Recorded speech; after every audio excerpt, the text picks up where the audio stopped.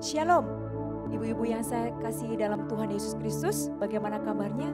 Saya percaya hari ini kita diberkati oleh Tuhan dan kita dalam keadaan baik dan sehat. Hari ini kita mau bersama-sama merenungkan satu firman Tuhan di dalam kitab Ayub pasal yang pertama, ayat yang pertama sampai dengan ayat yang ke-22. Di situ dikatakan bagaimana perjuangan Ayub pada waktu itu, bagaimana kesulitan-kesulitan yang Ayub hadapi pada waktu itu. Tapi hari ini saya akan bacakan di dalam Ayub pasal yang pertama, ayat yang pertama sampai dengan ayat yang ketiga. Ada seorang laki-laki di tanah Uz bernama Ayub. Orang itu saleh dan jujur. Ia takut akan Allah dan menjauhi kejahatan. Ia mendapat 7 anak laki-laki dan 3 anak perempuan. Ia memiliki 7.000 ekor kambing domba, 3.000 ekor unta, 500 pasang lembu, 500 keledai betina, dan budak-budak dalam jumlah yang sangat besar. Sehingga orang itu adalah yang terkaya dari semua orang di sebelah timur. Saya akan mengambil satu tema, tetap bertahan di padang gurun. Apa itu padang gurun? Padang gurun adalah tempat hidup yang sulit bagi sebagian besar makhluk hidup. Tidak ada orang yang ingin hidup menderita. Tidak ada orang yang berdoa meminta agar dirinya jatuh ke dalam berbagai masalah. Sebagai contoh, jika kita tidak pernah sakit, kita tidak akan bisa menghargai pentingnya menjaga kesehatan. Justru karena kita tahu bagaimana rasanya sakit, maka kita akan tahu bagaimana bersyukur dan menghargai ketika kita berada dalam kondisi sehat. Kita tidak akan pernah menghargai sebuah kesuksesan jika kita tidak pernah gagal. Lewat kegagalan demi kegagalan, kita akan tahu bagaimana indahnya sebuah kesuksesan. Ada kalanya Tuhan mengizinkan anak-anaknya untuk masuk ke dalam padang gurun. Sebuah tempat yang jauh dari kenyamanan. Bayangkan diri kita. Apabila saat ini, apabila kita sendirian di tengah padang gurun yang amat sangat panas. Hari ini kita belajar tentang kisah daripada Ayub. Ayub adalah orang yang saleh. Ayub adalah orang yang takut akan Tuhan dan menjauhi kejahatan. Tetapi Tuhan izinkan Ayub mengalami situasi yang sulit. Seakan-akan sedang berada di padang gurun. Untuk apa sebenarnya Tuhan mengizinkan kita di padang gurun? Untuk apa sebenarnya Tuhan mengizinkan anak-anaknya masuk ke dalam padang gurun? Apakah karena Tuhan ingin menyiksa anak-anaknya? Tentu tidak. Tapi kita mau belajar bersama-sama. Ada 3 maksud Tuhan ketika kita tetap bertahan di padang gurun.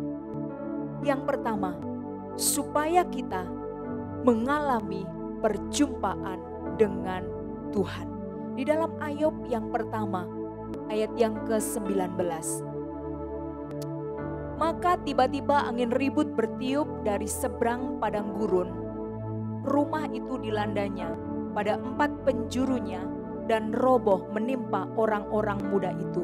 Sehingga mereka mati, hanya aku sendiri yang luput, sehingga dapat memberitahukan hal itu kepada Tuhan.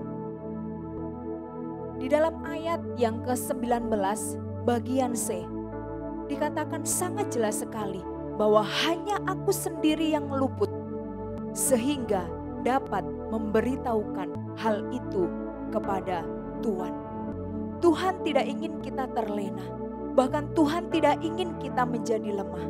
Tapi ketika Tuhan mengizinkan kita masuk ke dalam padang gurun, kita sedang diajar agar kita memiliki otot-otot rohani yang kuat. Oleh sebab itu, ketika Tuhan izinkan kita dalam persoalan, tantangan, bukan berarti Tuhan tidak peduli atau memperdulikan kita. Namun ada rencana Tuhan ketika kita diizinkan mengalami situasi di padang gurun. kita akan menjadi jauh lebih bisa menghargai kehidupan. Dan tentunya semakin bisa bersyukur buat apa yang Tuhan kerjakan dalam kehidupan kita sebagai orang percaya. Dan yang kedua, maksud Tuhan ketika kita tetap bertahan di padang gurun, agar supaya kita berpegang teguh pada Tuhan. Di dalam Ayub pasal yang pertama ayat yang ke-20. Di sana dikatakan, maka berdirilah Ayub lalu mengoyak jubahnya dan mencukur kepalanya, kemudian sujudlah ia dan menyembah. Peristiwa yang memberikan pembelajaran buat kita semua. Peristiwa yang membuat teladan di dalam kehidupan kita. Bagaimana pada waktu itu Ayub mengalami hal yang tidak mungkin bagi dia. Bagaimana waktu itu ketika Ayub mengalami sesuatu yang sulit dan sesuatu yang pahit. Tapi ketika Ayub memiliki satu pengharapan yang besar bahwa berpegang teguh kepada Tuhan, yaitu lewat firman Tuhan. Dengan kita membaca dan merenungkan firman Tuhan, kita akan menjadi semakin memahami bahwa Tuhan itu tidak pernah salah. Tuhan tahu bahwa kita bisa dan mampu melewatinya. Tanpa melewati berbagai ujian di padang gurun, kita akan menjadi orang-orang Kristen yang lemah. Ayub memilih untuk tetap berserah kepada Tuhan yang ia tidak mengerti. Ayub menyimpan iman yang berpegang teguh kepada Tuhan. Pada waktu itu Ayub tetap bersyukur kepada Tuhan. Apapun yang terjadi, Tuhan tetap baik. Dan yang ketiga, kita akan belajar supaya kita memiliki pengalaman pribadi bersama dengan Tuhan. Hari-hari ini ada banyak hal yang sedang kita hadapi, kesulitan di mana-mana. Ada banyak pergumulan-pergumulan yang sedang kita hadapi. Tetapi ingatlah firman Tuhan di hari ini mengajarkan kepada kita, ketika kita tetap bertahan di padang gurun, maka Tuhan akan membawa kita supaya kita memiliki pengalaman pribadi bersama dengan Tuhan. Bagaimana respon Ayub ketika Tuhan izinkan Ayub kehilangan harta kekayaannya, terhadap goncangan yang besar, bahkan malapetaka yang sangat-sangat dahsyat menimpa Ayub. Di dalam firman Tuhan, di dalam kitab Ayub pasal yang pertama ayat yang ke-21. Di situ sangat jelas dikatakan bahwa dengan telanjang aku keluar dari kandungan ibuku. Dengan telanjang juga aku akan kembali ke dalamnya. Tuhan yang memberi, Tuhan yang mengambil, terpujilah nama Tuhan. Di saat-saat seperti itu, apakah kita tetap tegar dan taat untuk belajar dari segala penderitaan? Tidak mudah ketika kita dalam keadaan sulit. Tidak mudah ketika kita Tuhan izinkan untuk mengalami penderitaan. Tidak mudah ketika Tuhan izinkan masalah itu datang ke dalam kehidupan kita. Tetapi firman Tuhan berjanji kepada setiap kita di dalam Ulangan pasal yang ke-32 ayat yang ke-10. Di situ dikatakan, didapatinya dia di suatu negeri di padang gurun, di tengah-tengah ketandusan dan auman padang belantara. Dikelilinginya dia dan diawasinya, dijaganya sebagai biji matanya. Di situ firman Tuhan itu sangat jelas sekali dalam ayat Ulangan 32 ayat 10. Dikelilinginya, diawasinya, dan dijaganya. Kita patut bersyukur kalau kita memiliki Tuhan yang luar biasa. Kita patut bersyukur kalau kita memiliki Tuhan yang ajaib. Tuhan yang sanggup untuk melakukan segala perkara yang besar di dalam kehidupan kita.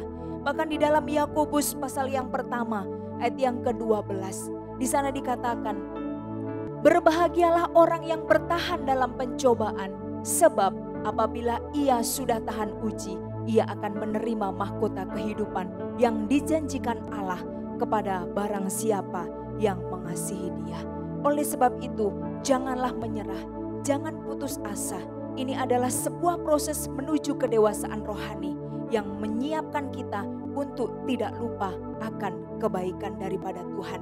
Jadikan saat-saat di padang gurun sebagai pengalaman yang berharga, sehingga seteguk air yang diminum setelahnya akan terasa jauh lebih nikmat dan penuh dengan ucapan syukur. Hari ini kita belajar tentang 3 hal ketika kita tetap bertahan di padang gurun. Yang pertama, supaya kita mengalami perjumpaan dengan Tuhan. Yang kedua, supaya kita berpegang teguh pada firman Tuhan. Dan yang ketiga, supaya kita memiliki pengalaman pribadi bersama dengan Tuhan. Amin. Tuhan Yesus memberkati. Hari-hari ini kita sebagai wanita mungkin sedang mengalami saat-saat di padang gurun. Kita sedang mengalami situasi-situasi yang sulit yang sedang kita hadapi. Tapi firman Tuhan tadi mengatakan bahwa ketika kita tetap bertahan di padang gurun, maka kita akan mengalami pengalaman pribadi dengan Tuhan. Maka kita akan tetap berpegang teguh kepada firman Tuhan. Bahkan kita akan mengalami pengalaman pribadi, perjumpaan pribadi dengan Tuhan. Nah, hari ini mari bersama-sama kita mau berdoa. Mari bersama-sama kita mau angkat tangan kita. Dan kita mau serahkan hidup kita ke dalam tangan Tuhan.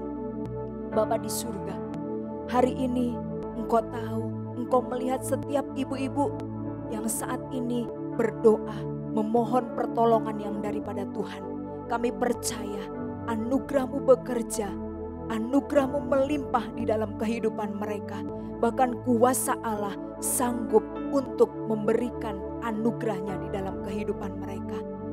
Jamalah setiap ibu-ibu yang ada, jamalah mereka Tuhan. Kami yakin dan percaya ketika mereka berseru, ketika mereka berserah kepada Tuhan, maka Tuhan sanggup untuk turun tangan memberkati mereka, memberikan mujizatnya, memberikan pertolongannya di dalam kehidupan mereka. Terpujilah nama-Mu Bapa, termulialah Engkau ya Tuhan. Hamba-Mu selesai berbicara, dan biarlah tanamkan firman Tuhan itu dalam kehidupan mereka. Dan kami yakin dan percaya kekuatan yang daripada Tuhan, anugerah yang daripada Tuhan mengalir di dalam hidup mereka. Terima kasih Bapa, dalam nama Tuhan Yesus kami berdoa dan bersyukur kepadamu ya Bapa. Haleluya. Amin.